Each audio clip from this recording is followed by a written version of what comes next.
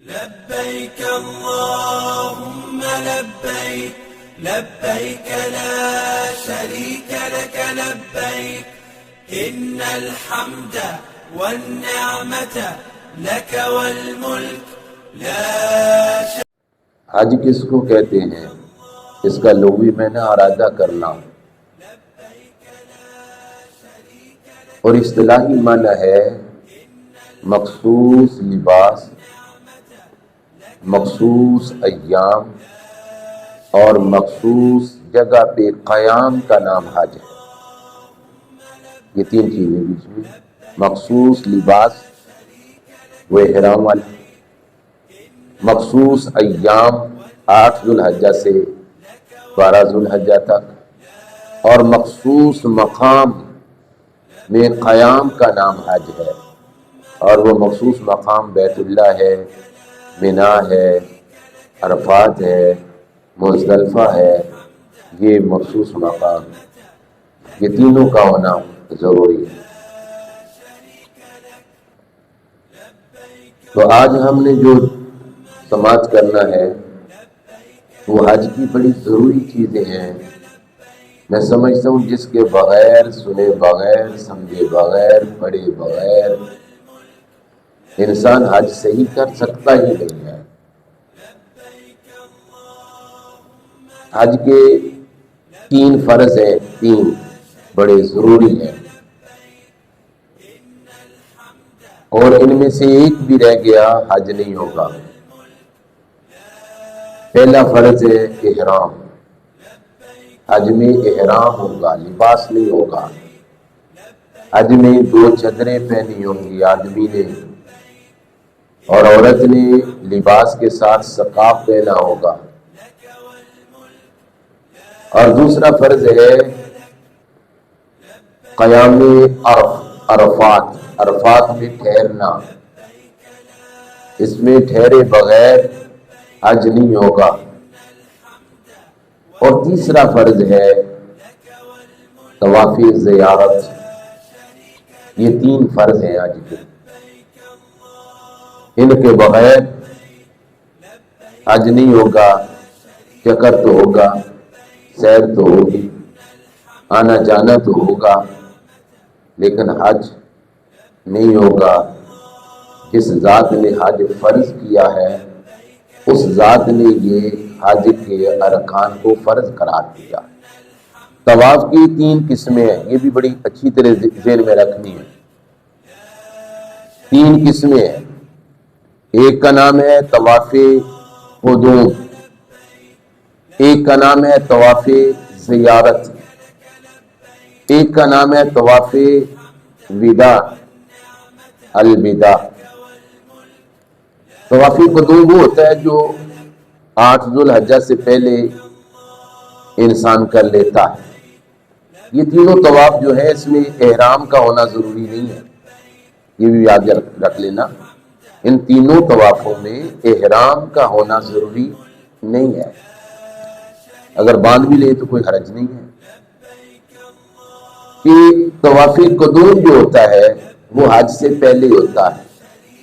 اگر اس طواف قدوم میں کوئی بندہ صحیح کر لیتا ہے نا، صفا مروہ کے درمیان جو 7 چکر لگائے جاتے ہیں وہ کر لیتا ہے، تو پھر طواف زیارت میں اس کو صحیح کرنے کی ضرورت نہیں ہے، آسانی ہوتی ہے.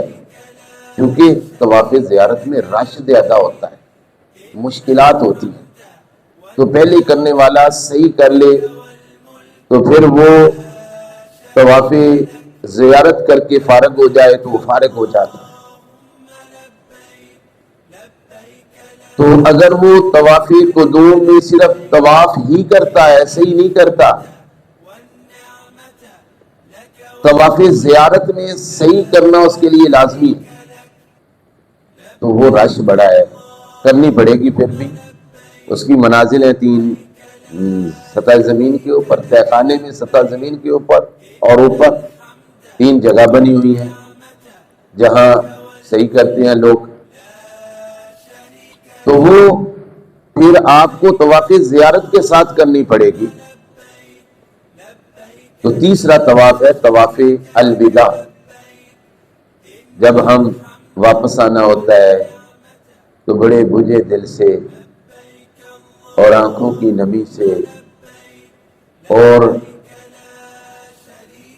مفارقت کعبہ سے کہ ہم کعبہ سے جدا ہو رہے ہیں، وہ طواف کیا جاتا ہے للچائی ہوئی نظروں بجھے ہوئے دل کے ساتھ کہ اللہ جی تو نہیں چاہتا واپس جائیں، لیکن حکم تیرے نبی کا ہے کہ کر لو تو پھر جاؤ، اپنے معاملات جا کے نپٹاؤ، اور اس کو طواف الوداع کہتے ہیں۔ تو یہ 3 قسم کے طواف کو بھی مد نظر رکھنا ہے اپنی آسانی کے لیے، جو ہے وہ ویسا کرنا ہے۔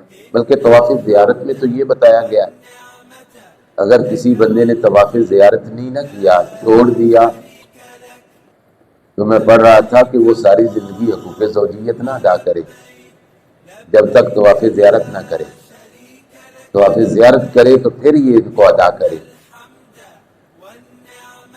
تو کل ہم نے پڑھا کہ ہم مینا میں پہنچے اور 5 نمازیں ہم نے ادھر پڑھی، تو 5 نمازوں کو ادا کرنے کے بعد فجر کی نماز پڑھیں گے مینا میں، اور فجر کی نماز پڑھنے کے بعد ہم نکلیں گے عرفات کے لیے۔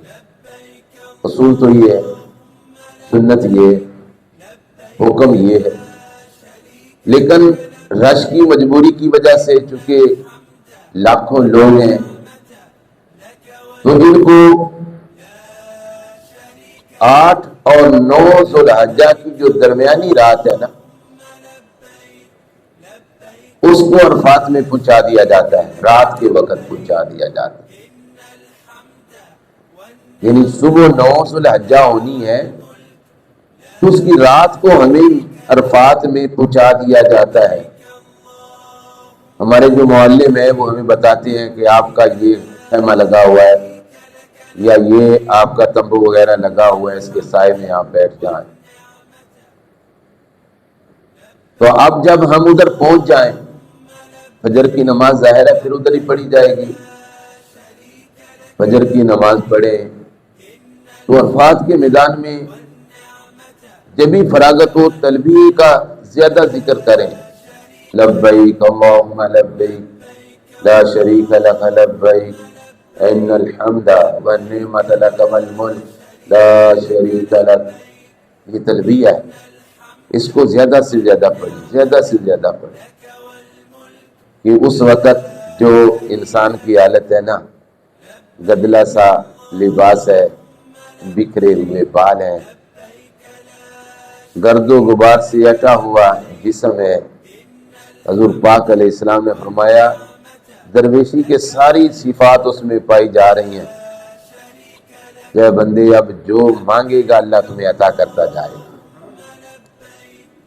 اپنے لیے دعا کرے گا تمہاری بخشش ہوگی، اقربا کے لیے کرے گا ان کی بخشش ہوگی، دوستوں کے لیے کرے گا ان کی بخشش ہوگی، اے حاجی تو جس کے لیے دعا کرے گا اللہ تعالیٰ فرماتا ہے میں تمہاری دعا کو قبول کر لوں گا۔ ادھر دعا کریں، مانگیں دعا، رو رو کے گڑ گڑا کے اپنے گناہوں کی تلافی، اپنے کیے اوپر ندامت، اور اللہ تعالیٰ سے یہ دعا کرتے رہیں کرتے رہیں کرتے رہیں۔ حضور پاک علیہ السلام نے فرمایا تمہاری دعا قبول ہونی ہے تمہارے لیے اور جس کے لیے تو کرے اس کے لیے۔ تو عرفات کے میدان میں ہم نے یہ کام جو ہے نا کرنا ہے۔ پھر نماز کا ٹائم ہوگا۔ اگر تو مسجد نمرہ کے امام و خطیب کے ساتھ آپ نماز پڑھیں گے تو پھر دونوں نمازوں کو اکٹھا کریں گے، ظہر اور عصر کو زور کے وقت میں، ظہر اور عصر کو زور کے وقت میں، ایک اذان ہوگی، 2 تکبیریں ہوں گی اور پھر 2 نمازیں پڑھائی جائیں گی۔ وہ تو امام پڑھائے گا، ہم پڑھیں گے جب امام کے ساتھ ہو۔ لیکن جب ہم مسجد نمرہ میں نہیں ہیں، ہم دور ہیں، کیونکہ سارے حاجی تو مسجد نبوی میں نہیں آ سکتے، 30-35 لاکھ لوگ ہیں، تو اس مسجد میں تو 50,000 کی گنجائش ہے، 50,000 لوگ مسجد میں ہیں، اور 50,000 اس کے قرب و جوار میں ہیں جہاں آواز جا رہی ہے، 1 لاکھ آدمی ہو گیا۔ تو جو 33-34 لاکھ لوگ ہیں وہ تو دور دور ہیں اور پورے میدان میں پھیلے ہوئے ہیں۔ تو جب ایسا مسئلہ ہو تو پھر جب اپنی خیمے میں آپ نے نماز پڑھنی ہے، مسجد نبوی سے دور آپ نے نماز پڑھنی ہے، تو کوشش کریں با جماعت نماز پڑھیں۔ زور کی نماز زور کے وقت میں پڑھیں گے، عصر کی نماز عصر کے وقت میں پڑھیں گے، اور اگر ادھر ہمارا کوئی ساتھی نماز پڑھانے والا امام ہے اس کے پیچھے نماز ایسے ہی پڑھیں گے، لیکن پڑھیں گے مسافر والی، ہم مسافر ہیں کہ زور کے بھی 2 فرض پڑھیں گے اور عصر کے بھی 2 فرض پڑھیں گے، باقی نماز ویسے ہی پڑھیں گے۔ کچھ لوگ ایسے ہوتے ہیں جو درس یہ دیتے ہیں کہ دونوں اکٹھی کرو نا، جماعت جو کرا رہے اکٹھی کر لو، ہمیں اکٹھا کرنے کا حکم نہیں ہے۔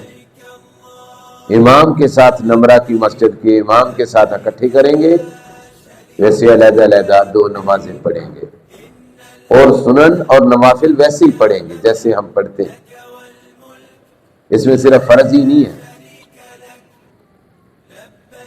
تو یہ سارا دن ہم نے جو ادھر ٹھہرنا ہے، اس میں کچھ چیزیں بڑی ضروری ہیں۔ لوگ پوچھتے ہیں کہ غسل کر سکتے ہیں؟ کر سکتے ہیں، غسل کر سکتے ہیں۔ اگر آپ کو پسینہ آ رہا ہے یا آپ کو جو ہے نا گرمی لگ رہی ہے تو ٹھنڈک کے لیے بھی غسل کر سکتے ہیں، لیکن غسل میں ایسا صابن استعمال نہیں کرنا جس میں خوشبو پیدا ہوتی ہے، اور غسل میں اتنا مبالغہ نہیں کرنا کہ جسم کے بال اگر اتر جائیں گے تو پھر مسئلہ بنے گا۔ داڑھی شریف کو کھجلانا بھی نہیں ہے کہ بال گریں، سر کے بال ہوں تو ان کو کھجلانا نہیں ہے کہ بال گریں، خارش ہو رہی ہے تو کسی ایسے طریقے سے کریں کہ بال نہ اکھڑیں۔ اور اگر غسل نہیں کرنا تو وضو بھی کر سکتے ہیں، آپ وضو کر لیں، وضو خانے بنے ہوں گے، غسل خانے بھی بنے ہوں گے، غسل بھی کر سکتے ہیں، وضو بھی کر سکتے ہیں۔ اور اس عرفات کے میدان میں آپ نے جو احتیاط کرنی ہے وہ یہ ہے، کسی درخت کو نہیں توڑنا۔ مسواک توڑنے کے بہانے مسواک توڑ کے مسواک کر لیتے ہیں، ایسا نہیں کرنا۔ گھاس نہیں اکھیڑنی، احتیاط کرنی ہے۔ جو حاجیوں کی احتیاط ہے ان کو اپنانا ہے۔ شکار نہیں کرنا، شکار کی طرف اشارہ نہیں کرنا، دلالت نہیں کرنا، شکار کا گوشت نہیں کھانا، یہ سے منع کیا گیا۔ البتہ بحری جہاز میں اگر آپ جا رہے ہیں تو مچھلی کے شکار کی اجازت ہے، یہ شریعت میں موجود ہے۔ تو یہ عرفات کے میدان میں ہم نے سورج نکلنے سے لے کر سورج غروب ہونے تک قیام کرنا ہے۔ تو اب سورج غروب ہونے کے دوران اب ہونے والا ہے، اور ادھر اور احتیاط جو بڑی ضروری ہے وہ بھی میں گزارش کروں کہ ادھر جب ہم ہوں گے نا عرفات کے میدان میں، تو جو بڑی مین سڑک ہے عرفات کے میدان میں نا، ادھر کنٹینر لگے ہوتے ہیں۔ میں نے تو چونکہ دیکھا ہے، پہلے بھی اللہ تعالیٰ نے موقع دیا تھا، تو ادھر سے ہر قسم کے کنٹینر ہیں، کوئی آئس کریم ہے، کوئی لسی ہے، کوئی دودھ ہے، کوئی بسکٹ ہے، کوئی اور چیزیں بھی ہیں، ابھی زمزم شریف بھی ہے۔ تو یہ جو کھانے والی چیزیں ہیں ہم لوگ اتنی زیادہ اکٹھی کر لیتے ہیں، ایک دل میں پتہ نہیں کیسی بات آ جاتی ہے، اکٹھی کر لیتے ہیں، مگرے بنا لیتے ہیں۔ مگرا پنجابی میں کہتے ہیں کہ ایک چادر میں بھر کے تو اس کو کاندھے کے پیچھے ڈال لیتے ہیں۔ تو یہ نہ کریں۔ کیوں؟ اس لیے کہ جو آپ کا سفر ہے اس سفر میں آپ کو دقت آ جانی ہے، پھر کیا کرو گے؟ پھر یہ کرو گے کہ تم نے کسی جگہ پھینک دینا ان کو کہ ہمیں نہیں، ہم سے نہیں اٹھایا جا رہا، نہیں لے جایا جا رہا، سفر کر رہے ہیں، پیدل چلنا پڑ رہا ہے، تو میرے بھائی چیز ضائع کر دو گے۔ ان المبذرین کانوا اخوان الشیاطین، جو فضول خرچ ہوتے ہیں قرآن نے بیان کیا وہ تو شیطان کے بھائی ہوتے ہیں۔ تو اس جو ضرورت کی چیز ہے ہم نے وہ لینی ہے۔ میں نے کل بھی گزارش کی تھی، عرفات کے میدان میں بڑا احتیاط سے کھانا کھانا ہے، کیونکہ جب آپ نے مزدلفہ میں جانا ہے تو ادھر انہوں نے طہارت خانے بھی بنائے ہوئے ہیں، لیکن اگر آپ کو نہ ملے، مشکل ہو جائے، تو آپ کہیں عام زمین پہ بیٹھ جائیں گے، لوگوں نے ادھر قیام کرنا ہے، تم کون سی نیکی کرنے لگے ہو؟ کوئی آلودہ ہو جائے گا، کسی کا لباس گدلا ہو جائے گا، اس کے پاس چادروں کے علاوہ کوئی دوسری چیز بھی نہیں ہے، تو کیا کرے گا؟ تو یہ ساری چیزوں کو آپ نے مد نظر رکھنا ہے۔ ادھر طمع نہ کریں، لالچ نہ کریں کہ یہ بھی اکٹھا کر لوں، یہ بھی اکٹھا کر لوں، یہ بھی۔ جس خالق کے کائنات نے تمہیں اب چیزیں دے دی ہیں، جتنے دن تم ٹھہرو گے انشاءاللہ اللہ پاک تمہیں دیتا رہے گا، تو توکل علی اللہ کرو۔ تو حج درس بھی توکل علی اللہ کا دیتا ہے۔ تو ادھر آپ نے ایسی چیزوں کو نہیں اپنانا، اس سے بچنا ہے، اجتناب کرنا ہے عرفات کے میدان میں کہ چیزیں اکٹھی کر لی جائیں، پھر آپ سے اٹھائی نہ جائیں تو ایک دوسرے کو کوسنا شروع کر دیں، میاں بیوی کو جو ہے نا کوسنا شروع کر دیں، لڑائی شروع ہو جائے۔ تو اس سے اجتناب کرنا ہے، اپنی ضرورت کی چیزیں لیں، آپ کھائیں اور کھانے میں احتیاط رکھیں۔ پھر جب شام کا وقت قریب ہوگا، سورج جبھی غروب ہوگا، تبھی ایک گولا چلے گا، آواز آئے گی اس کی، اور وہ گولا اس چیز پہ دلالت کرے گا کہ اب نکلو، اب عرفات کے میدان سے نکلو، مزدلفہ کی طرف نکلو۔ تو اب ادھر عرفات کے میدان سے نکل کر آپ اسٹیشن پہ چلے جائیں گے، جو گاڑیوں کے اسٹیشن بنے ہوئے ہیں، آسانی ہو گئی ہوئی ہے، اور سب نے گاڑیوں پہ بیٹھ کے جانا۔ ریل گاڑی ہے، اوپر چلتی ہے، نیچے لوگ ہیں، اور گاڑی کیونکہ ریل گاڑی ایسے بنائی ہے انہوں نے کہ اس کے چلنے میں دشواری نہیں، رکاوٹ پیدا نہیں ہونی، کیونکہ اس نے اوپر چلنا ہے، لوگوں نے نیچے، بے شمار لوگ ہیں، دنیا ہے۔ تو وہ آپ کو مزدلفہ بھی لے جائے گی، تو آپ نے مزدلفہ بھی اس جگہ کا انتخاب کرنا ہے جو مشعر حرام ہے، جبل قضا ہے، پہاڑوں کے پاس۔ یہ تقریباً 4 میل 4.5 میل کے اوپر پھیلا ہوا مزدلفہ ہے، جہاں جا کر ننگی زمین پہ آپ لوگوں نے ساری رات آرام کرنا ہے۔ تو ادھر آپ نے جا کر عشاء کے وقت میں 2 نمازوں کو جمع کرنا ہے۔ اب یہ امام کے پیچھے پڑے ہیں، جو اپنا امام ہے، تب بھی جمع کرنا ہے، آپ اکیلے پڑھیں گے تب بھی جمع کرنا ہے، اس نے جمع ہو جانا ہے، کیونکہ مغرب کی نماز کو راستے میں ہم نے نہیں پڑھنا۔ تو راستہ عبور کرتے جب ہم نے ادھر پہنچنا ہے نا مزدلفہ میں، تو عشاء کا ٹائم ہو جانا ہے۔ اب عشاء کی نماز آپ ادھر پڑھیں گے، پہلے مغرب کی نماز پڑھائی جائے گی، پھر عشاء کی نماز پڑھائی جائے گی، پہلے 3 فرض پڑھائے جائیں گے، پھر مسافر کے لیے 2 فرض پڑھائے جائیں گے۔ پھر جب فرضوں سے ہم فارغ ہو جائیں گے، پہلے مغرب کی سنن نوافل پڑھیں گے، پھر عشاء کی سنن نوافل و وتر پڑھیں گے۔ اس طرح ہماری نمازیں دونوں مکمل ہوں گی، سکون سے پڑھیں، رات ادھر ہی ہے۔ اور جب نماز سے فارغ ہو جائیں تو پھر جو دوسرا کام ہم کرنا ہے وہ یہ، ادھر سے آپ نے 70 کنکریاں تلاش کرنی ہے۔ آپ کے پاس چھوٹی سی گتھلی ہونی چاہیے جس میں وہ رکھ لیں، یہ چھوٹی سی بوتل ہونی چاہیے جس میں رکھ لیں۔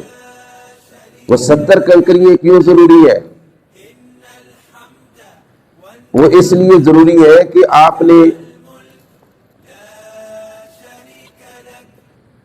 جو ہے یہ شیطانوں کو لگانی ہے، تو وہ آپ کے پاس ہوں گی۔ تو پہلے دن بڑے شیطان کو لگانی ہے، وہ تو سورج نکلنے کے بعد کسی وقت بھی سورج غروب ہونے سے پہلے لگا سکتے ہیں، اور دوسرے دن جو ہے وہ زور کے ٹائم سورج جلنے کے بعد سے لے کر شام تک، اور جو دوسرے دن کی کنکری ہے، تیسرے دن کی کنکری ہے، اس میں ذرا دقت ہوتی ہے، پریشانی آتی ہے، کیونکہ اس میں سب لوگوں نے اکٹھے لگانا ہوتی ہے، تو اتنا بڑا رش ہوتا ہے آپ کی سوچ سے زیادہ، اور چال ایسی ہوتی ہے جیسے چیونٹی چل رہی ہے، آہستہ آہستہ آہستہ آہستہ آہستہ، اور گرمی کی شدت بھی ہوتی ہے، اور اس گرمی کی شدت کو اپنے اوپر مسلط نہیں کرنا کہ اس گرمی کی شدت میں بندے کے اندر بھی گرمی والی کیفیت پیدا ہو جائے، غصے میں آ جائے، جلال میں آ جائے، کوسنا شروع کر دے ایک دوسرے کو برا بھلا۔ میں نے جو آیت کریمہ پڑھی ہے اس میں یہی حکم تھا کہ اس میں آپ نے گالی گلوچ نہیں کرنا، جنگ و جدال نہیں کرنا، گندی بات نہیں کرنی، غصہ نہیں کرنا، آپ لوگوں نے تسکین اور آرام سے چلنا۔ تو بات ہو رہی ہے کہ ہم نے قیام جو مزدلفہ میں کرنا ہے، ادھر سے 70 کنکریاں لینی ہے، اور پھر رات کو اگر آپ قیام کے دوران آرام کرنا چاہیں کریں۔ حضور پاک صلی اللہ علیہ وسلم کا عمل یہ تھا کہ آپ صلی اللہ علیہ وسلم نے فرمایا سو جاؤ، صبح بڑا کام کرنا ہے، اور آپ کو جو ہے نا نیند نہ روکی ان کاموں سے، تو سو جانے کا حکم آپ نے دیا، لیکن فی زمانہ ہمارے لیے آسانی یہ پیدا ہو گئی ہے کہ وہ دقتیں نہیں رہی جو اس دور میں تھیں۔ وہ یہ فاصلہ پیدل چلنا پڑتا تھا، 9، 10، 11 کلومیٹر کا فاصلہ طے کرنا پڑتا تھا، اب ہم گاڑیوں پہ کرنا ہے۔ اگر آپ آرام کرنا چاہیں، تھکاوٹ ہے تو آرام کریں، لیکن سحری کے وقت اٹھ کے اپنے رب کو راضی کریں۔ مزدلفہ میں جو دعا مانگتے ہیں، حضور پاک علیہ السلام نے فرمایا ہونٹ سے نکلتی ہے، عرش پہ پہنچتی ہے۔ تو وہ دعائیں کریں، جتنی ہو سکے دعائیں کریں، گڑ گڑائیں، روئیں، اللہ کی بارگاہ میں اپنی حاضری اس طرح پیش کریں کہ اللہ راضی ہو جائے۔ اور پھر جب رات کو نوافل پڑھنا چاہیں نوافل پڑھیں، ذکر و اذکار کرنا چاہیں ذکر و اذکار کریں، آرام کرنا چاہیں آرام کریں، صبح فجر کی نماز پڑھیں، اکیلے پڑھیں یا جماعت کے ساتھ امام کے پاس جا کے جماعت کے ساتھ پڑھ لیں۔ تو فجر کی نماز پڑھنے کے بعد سورج نکلنے سے تھوڑی دیر پہلے نکل پڑے، آپ سے جاتے جاتے سورج نکل آئے گا، اسٹیشن پہ پہنچتے نکل آئے گا، آپ گاڑی میں بیٹھیں، ریل گاڑی میں، وہ ریل گاڑی آپ کو بڑے شیطان کے پاس جا کر اتارے گی، جمرات کے پاس، عربی میں اس کو جمرات بولتے ہیں، اردو میں اس کو شیطان بولتے ہیں۔ جمرات جمع ہے جمرہ کی، جمرہ شیطان کو بولتے ہیں جس کو کنکر مارنے ہیں، کنکر کو بھی جمرہ بولتے ہیں۔ تو اب بڑے شیطان کے پاس جا کر راستے میں تو لبیک اللہم لبیک لا شریک لک لبیک ان الحمد والنعمت لک والملک لا شریک لک، یہ ورد کرتے جانا ہے، پڑھتے جانا ہے، اللہ کی بارگاہ میں حاضری، میں حاضر ہوں، اے اللہ میں حاضر ہوں، اے اللہ میں حاضر ہوں، اے اللہ میں حاضر ہوں، یہ صدائیں بلند کرتے جانا ہے۔ لیکن جبھی جمرہ اولا کے پاس جانا ہے، پہلے بڑے شیطان کے پاس جانا ہے، تو پھر یہ ورد چھوڑ دینا ہے۔ پھر اس کو آپ نے کنکریاں مارنی ہیں، 7 کنکریاں مارنی ہیں پہلے دن، اور پھر دوسرے دن 21 کنکریاں مارنی ہیں، تیسرے دن بھی 21 کنکریاں مارنی ہیں۔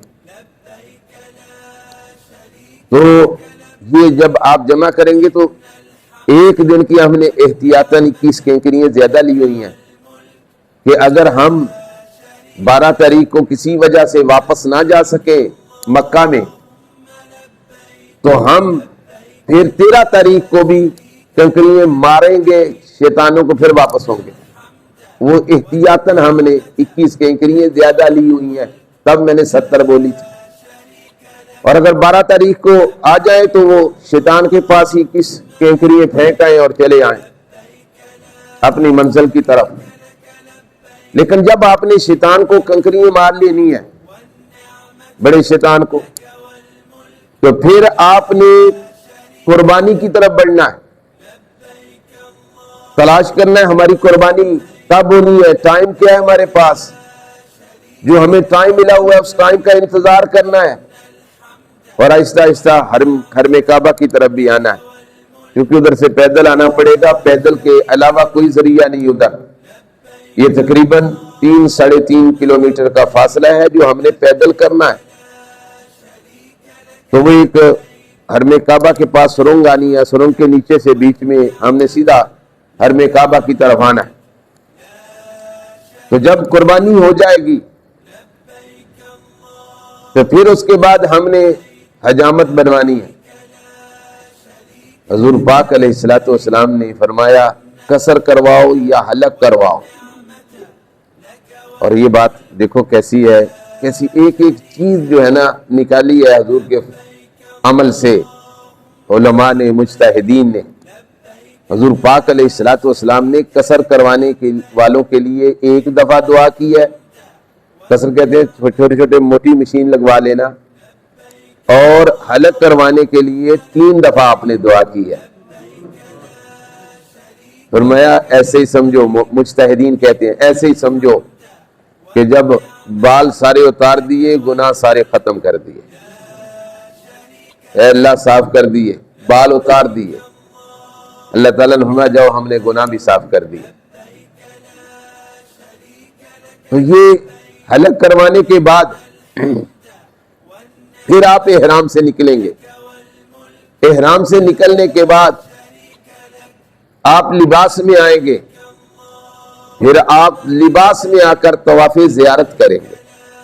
پہلے دن 10 ذو الحجہ کو کر لو، رش ہونا ہے، اگر نہیں ہو سکا 11 ذو الحجہ کو کر لو، نہیں ہو سکا 12 ذو الحجہ کو کر لو، کرنا ہے، نہیں کرو گے دم لازم آئے۔ یہ طواف زیارت کرنا ہے، نہیں کرو گے دم لازم آئے، کہ پھر طواف زیارت جب آپ کر لیں گے تو ایسے سمجھے آپ تو احرام کی پابندیوں سے نکل گئے، آپ جو احرام والی پابندیاں ختم ہو گئی، لیکن ابھی ایک ایسی پابندی ہے جو بڑی لازمی اور ضروری ہے، وہ کرنا ہے، اس سے نہیں نکلے، کہ آپ احرام اتارنے کے بعد اس پابندیوں سے نکل گئے لیکن حقوق زوجیت کی طرف نہیں جا سکتے جب تک 3 دن شیطان کو کنکریاں نہیں مار لو گے۔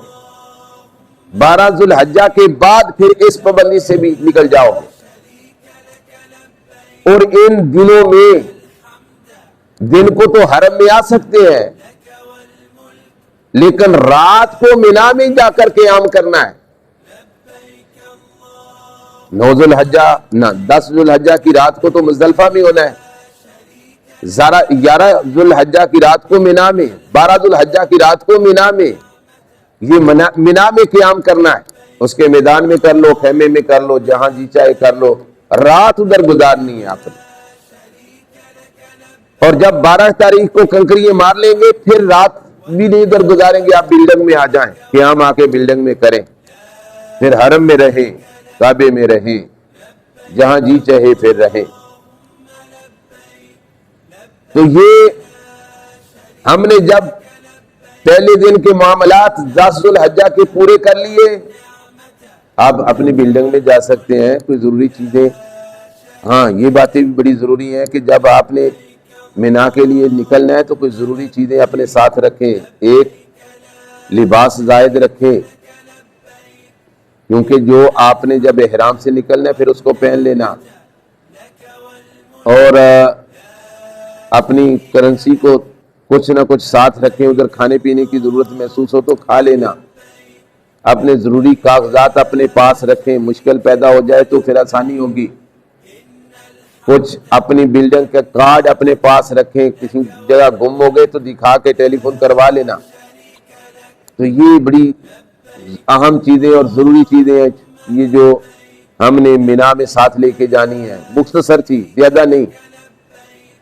اور مینا میں نے بولا کہ وہ ادھر سے عرفات کے میدان سے سامان بھی اٹھا کے نہیں لا کے رکھنا، ضائع ہو جائے گا، کیونکہ ادھر کون سی آپ کے پاس فریجیں ہوں گی، وہ خراب ہو جائے گا تو پھر آپ پھینکو گے، تو پہلے ہی اتنا لو جتنی ضرورت ہے۔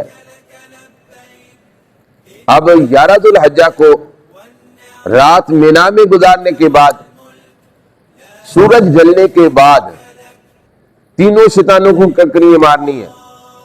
10 ذو الحجہ میں ایسی بات نہیں تھی، 10 ذو الحجہ میں سورج نکلنے کے بعد شیطان کو کنکریاں مارنی تھی، تو آپ نے مار لی، ٹھیک ہے، فارغ ہو گئے۔ لیکن 11 ذو الحجہ کو سورج زوال ہونے کے بعد پھر آپ نے کنکریاں مارنی ہے، اور سب نے اکٹھی مارنی ہے، تب رش پڑنا ہے۔ اور پھر 12 ذو الحجہ کو بھی ایسے ہی کرنا ہے، سورج ڈھلنے کے بعد پھر آپ نے کنکریاں مارنی ہے، اور رات سے پہلے پہلے آپ نے مکہ میں آنا ہے۔ اگر ادھر رات ہو جائے گی پھر نہیں آنا، پھر ادھر ہی قیام کرنا ہے مینا میں۔ سورج غروب ہونے سے پہلے پہلے اگر نکل آؤ تو آ جاؤ، سورج غروب ہو جاتا ہے جب جتنا رش ہوتا ہے، کچھ لوگ رات کے اندھیرے میں بڑھ جاتے ہیں، سورج غروب ہو جاتا ہے، بہت زیادہ رش ہوتا ہے، تو جو نکل گئے تو وہ اپنی بلڈنگ میں آئیں اور پابندیوں سے آزاد ہو جائیں، اور عام لباس میں اب اپنی بلڈنگ میں رہیں اور حرم میں جا کے نمازیں ادا کریں۔ تو یہ 12 ذو الحجہ کے بعد حج مکمل ہو جائے گا، اور انہی دنوں میں طواف، میں نے شروع میں بولا تھا طواف زیارت کرنا ہے، 10 کو کرنا ہے، نہیں کر سکے 11 کو کرنا ہے، نہیں کر سکے 12 کو کرنا ہے۔ اگر آپ نے صحیح کر لی ہوئی ہے تو وہ طواف زیارت کے ساتھ صحیح نہ کریں، طواف قدوم کے ساتھ ہم نے صحیح کر لیا ہے تو طواف زیارت کے ساتھ نہ کریں، اور اگر ہم نے طواف قدوم کے ساتھ صحیح نہیں کی تو طواف زیارت کے ساتھ صحیح بھی کرنی پڑے گی۔ اور اس میں ایک بڑی اہم بات، جس کے ساتھ ہم نے صحیح کرنی ہے، جس طواف کے ساتھ ہم نے صحیح کرنی ہے، اس میں ہم نے استباء بھی کرنا ہے، اس میں ہم نے رمل بھی کرنا ہے۔ یہ بھی ہمارے لیے ہے کہ اگر احرام پہنا ہوا ہے تو کاندھا بھی ننگا کرنا ہے، اور پہلوانوں کی طرح بھی چلنا ہے، اس کو رمل بولتے ہیں، کہ جس کے بعد صحیح کرنی ہے، اور جس کے بعد صحیح نہیں کرنی وہ ویسے ہی طواف کرنا ہے، اس میں نہ رمل کرنا ہے نہ استباء کرنے کی ضرورت ہے۔ تو اب یہ طواف قدوم میں ایسا ہوتا ہے جو استباء بھی کرنا پڑتا ہے، چونکہ طواف قدوم اکثر احرام پہن کے کیا جاتا ہے، تو طواف قدوم کرنے کے بعد لوگ پھر جو ہے نا مینا کی طرف بڑھ جاتے ہیں، تو وہ طواف قدوم میں اگر صحیح کر لی جائے گی تو طواف زیارت آسان ہو جائے گا۔ طواف زیارت میں صحیح نہیں کرنی پڑے گی، رش ہوتا ہے۔ میں بار بار یہ گزارش کر رہا ہوں، نیچے کرنے والے رش میں ہوتے ہیں، اور اس وقت جب طواف کرنے کے لیے جائیں تو اپنے آپ کو سیٹسفائیڈ کر کے جائیں، بولو برا سے، اور سبھی ضرورتوں کو ختم کر کے پھر جائیں۔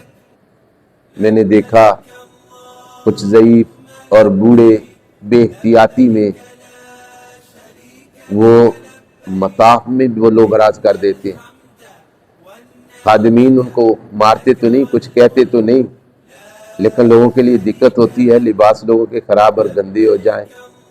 صفائی تو وہ کر دیتے ہیں، فوراً کر دیتے ہیں، لیکن ہمیں بھی احتیاط کرنی ہے، کیونکہ ادھر سے نکلنا بڑا مشکل ہوتا ہے، جتنے رش میں ہم داخل ہو چکے ہوئے ہیں۔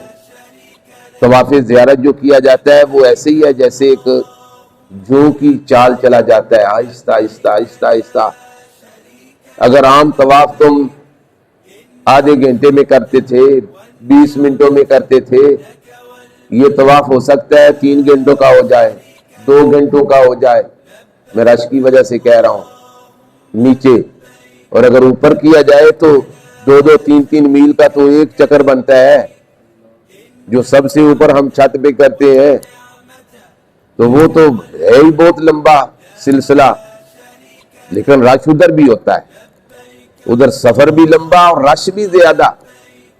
تو لہذا اپنے آپ کو ایسے سیٹسفائیڈ کر کے جائیں کہ کوئی دقت اور پریشانی کا سامنا نہ کرنا پڑے. کیونکہ اگر پیشاب آ جائے گا تو ہم ادھر جو ہے نا بیت الخلاء تک پہنچتے پہنچتے کام اتنے رش میں تو ویسے ہی انسان کا ہو جاتا ہے. تو یہ احتیاط بڑی ضروری ہے تاکہ کوئی پریشانی کا، شرمندگی کا سامنا نہ کرنا پڑے. تو جب ہم 12 ذو الحجہ کو سارے امور سر انجام دینے کے بعد فارغ ہو گئے تو اب ہمارے معمولات کیا ہونے چاہیے؟ اب یہ نہیں ہے کہ ہم فارغ ہو گئے ہیں تو جو مرضی کرتے پھریں. حدود حرم کا لحاظ رکھیں، اس میں گالی گلوچ پھر بھی منع ہے، جنگ و جدال پھر بھی منع ہے، حسد کینہ بغض پھر بھی منع ہے. اس سے بچیں اور کوشش کریں زیادہ وقت حرم میں گزارا جائے. ادھر ہمارے پاکستانی اردو بولنے والے بار بار کہتے ہیں حاجیو آئے ہو، قسمت ہے تمہاری، تم ادھر آ کے بیٹھے رہتے ہو، نوافل پڑھ لو، قرآن پاک پڑھ لو، ذکر کر لو، اللہ اللہ کر لو. یہ وقت نہیں ملے گا، پھر نہیں ملے گا، ٹائم نہیں ملے گا، پتہ نہیں زندگی میں آنا بھی نصیب نہیں ہوگا. تو اس وقت کو ضائع نہ کرو. تو ضائع نہیں کرنا چاہیے. اس میں آپ نوافل پڑھیں. ادھر ہم جب دو نوافل پڑھیں گے نا حرم میں 2 لاکھ نفلوں کا ثواب ہونا. ادھر ایک قرآن پاک پڑھیں گے تو 1 لاکھ قرآن پاک پڑھنے کا ثواب ہونا. تو کیسا عمل ہے. تو اس عمل سے ہم کیوں بیزار ہو جائیں یا سستی کا اظہار کریں. تو جتنا زیادہ وقت ہو کوشش کریں قرآن پاک پڑھیں، نفل پڑھیں، ٹائم پہ جا کے نماز ادا کریں، اور بلڈنگ میں زیادہ وقت گزارنے کی بجائے حرم میں زیادہ وقت لگائیں. تو ایک ترتیب بنائیں کہ صبح جائیں اور فجر کی نماز پڑھنے کے بعد طواف کریں. لیکن طواف کے بعد جو نفل پڑھنے ہیں سورج نکلنے کے بعد پڑھنے ہیں. بڑی غلطی کرتے ہیں لوگ، سورج نکلنے سے پہلے ہی نوافل پڑھنا شروع کر دیتے ہیں. منع ہے. میں پہلے بھی بتایا تھا کہ سورج نکلنے سے پہلے نفل پڑھنا منع ہے. عصر کی نماز کے بعد نفل پڑھنا منع ہے. لہذا ان اوقات میں اگر طواف کر لیا ہے تو نفل آپ نے سورج غروب ہونے کے بعد یا سورج نکلنے کے بعد پڑھنا ہے. فجر کے وقت کیونکہ وقت سہانا ہوتا ہے، ٹھنڈا ماحول ہوتا ہے، ٹھنڈا وقت ہوتا ہے، اس وقت طواف لوگ کرتے ہیں. طواف کریں، کوئی مسئلہ نہیں ہے، لیکن نفل سورج نکلنے کے بعد پڑھیں. عصر کے وقت بھی ماحول ٹھنڈا ہوتا ہے، لوگ طواف کرتے ہیں، کریں، لیکن نفل سورج غروب ہونے کے بعد پڑھیں. تو سب سے بڑی عبادت ادھر طواف کرنا ہے. اپنے لیے کریں، اپنے رشتہ داروں کے لیے کریں، اپنے والدین کے لیے کریں، اپنے باو اجداد کے لیے کریں، اپنے شائخ کے لیے کریں، اپنے اساتذہ کے لیے کریں، اپنے بچوں کے لیے کریں. تو آپ کر سکتے ہیں، طواف کریں، ان کے نام کے نفل پڑھنا ہے نفل پڑھیں. تو یہ چیزیں بڑی اہم ہیں، ضروری ہے، ان کو کرنا ہے. اور یہ ہر لمحہ یہ سوچ آنی ہے اللہ تو نے مجھے موقع دیا، میں ان موقعوں کو ضائع نہیں کروں گا. میں ایک ایک لمحہ ایسے بسر کروں گا کہ مجھے اس کے فوائد حاصل ہوں، مجھے اس کا فائدہ حاصل ہو. تو یہ وقت اس طرح آپ ادھر گزاریں.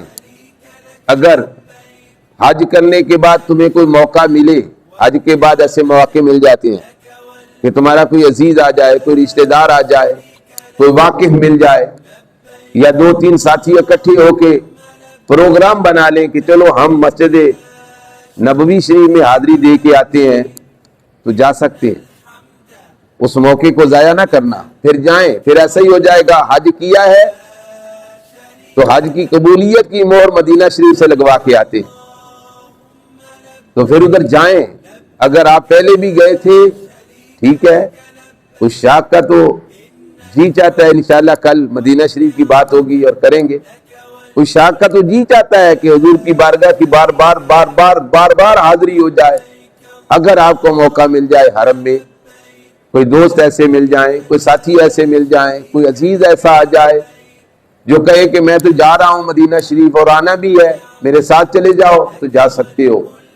اگر آپ کے پاس کاغذات ہیں, کاغذات کے بغیر غلطی نہیں کرنی, مشکل پیدا ہو جاتی ہے. تو امید ہے اس دفعہ کاغذات آپ کے پاس ہی رہیں گے, کیونکہ ابھی تک انہوں نے ہم سے پاسپورٹ نہیں لیا. تو جو ویزے لگوائے جانے ہیں اور اس میں معاملات جو کرنے ہیں وہ انہوں نے موبائل سسٹم میں سارا کچھ کیا ہے کہ آپ لوگوں نے بھی پاسپورٹ کی کاپی بھیجی ہوگی, تصویر کھینچ کے اپنی تصویروں کو بھی آپ نے بھیجا ہوگا منسٹری میں, تو اسی کے ساتھ انہوں نے ویزے لگوانے ہیں. وہی کاغذات ہمیں واپس دیے جائیں گے اور اسی سے ہمارے سفر کی سہولتوں کا انتظام و انصرام کیا جائے گا. اور اس ویزے کی کاپی, اگر پاسپورٹ نہیں کاپی ہمارے پاس ہوگی تو تب بھی آپ مکہ شریف سے مدینہ شریف کی طرف سفر کر سکتے ہیں. آپ کہہ سکتے ہیں کہ یہ میرے پاس ثبوت ہے, میں حج کرنے کے لیے آیا ہوں, میں زیارت کے لیے جا رہا ہوں, تو موقع مل سکتا ہے. تو یہ تھی حج کی ضروری چیزیں جو ہم نے سنی ہے, اور دعا گو ہیں کہ اللہ تعالی ہمیں ان چیزوں کو اپنانے کی توفیق عطا فرمائے.